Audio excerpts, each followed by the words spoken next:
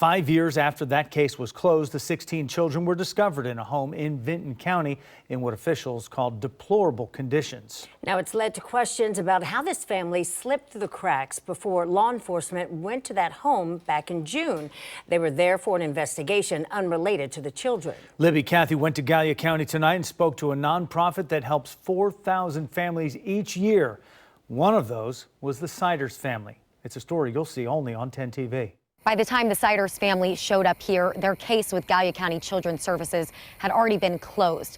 But Lisa Carroll tells me her nonprofit, God's Hands at Work, first met the Siders family over 4 years ago. When Lisa Carroll saw these boxes while authorities searched the Siders home in Hamden, she immediately recognized them.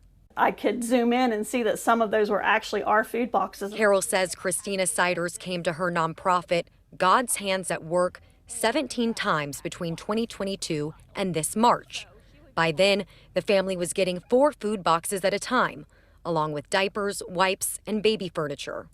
Carroll says she eventually asked for documentation, verifying the number of children. So we want to know that there really are that many children there because it's just so out of the ordinary. She did not want to provide anything at all. We have to have these or we can't serve you again the next time. And she never came back after that. Carroll says she never saw the Siders children and had no idea the family had previously been under investigation. She was always dressed well, always seemed to be clean. Like I said, very quiet, just seemed kind of withdrawn a little bit and a little nervous. When she learned what authorities say the children were living in, for the first couple weeks, I couldn't sleep.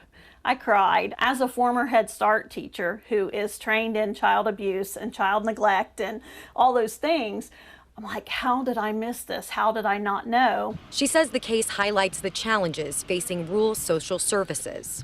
I think the system is very overwhelmed, not enough resources, and even the streamlining that so that folks know where to go. She says moving families, changing staff, and heavy caseloads can make it harder to connect the dots.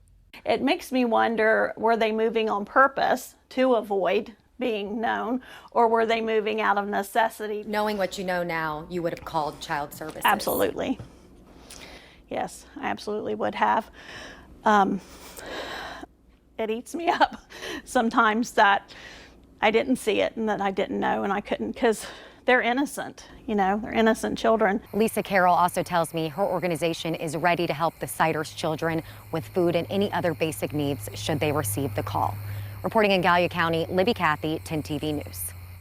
All right, Libby, thank you. And this has been a case we've been following since June, and there's a lot more to this story. You can learn about the investigations involving the Siders family on the 10 TV app. Just download it on your phone for free.